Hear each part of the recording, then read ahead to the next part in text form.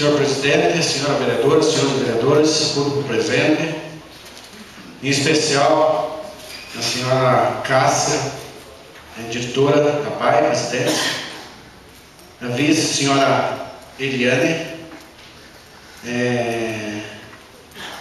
de Oliveira Gomes, sendo primeira secretária, diretora,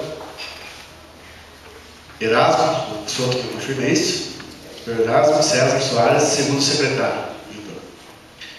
Também a presença do cabo da Polícia Rodoviária Estadual, o senhor Edilson, sempre nos prestigiando aí na sessão, o meu amigo empresário da cidade, o senhor Vanderlei, também pela primeira vez prestigiando nós aí, bem-vindo, venha sempre, e o nosso secretário de Segurança, o senhor Chilim, Dr. Chilim. O motivo da minha inscrição hoje é sobre a PAI, a nossa PAI. A PAI é a mantedora da Escola Especial Professora Joana Belniak. Desculpe, falei aqui no discurso. Em recente visita na Associação de Pais e Amigos Excepcionais da Araucária, PAI, deparei-me com alguns dos problemas existentes que a associação vem passando. Mesmo a administração municipal estar apoiando a PAI, fazendo alguns reparos e benfeitorias nas instalações, ainda é insuficiente para atender a demanda dos alunos excepcionais. Uma das dificuldades que presenciei é referente ao meio de transporte, pois o único veículo que a PAI possui está danificado, com o motor estourado.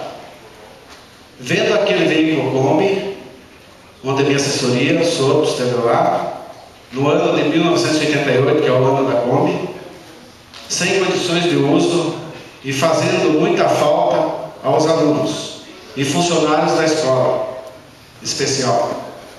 Pois quando precisa de transportes de alunos para tratamento de saúde, tem que se fazer com carro particular dos próprios funcionários. Sugerimos que rebocasse esta Kombi até uma oficina, onde, em contato com o proprietário, o mesmo se sensibilizou e concordou em fazer o orçamento das peças e mão de obra, uma doação em pró à PAI, faltando somente a comprar as peças do motor danificado, onde já estamos providenciando também, doutor. Este serviço deverá ser feito o mais rápido possível, até que se aprove a verba para a compra de outro veículo.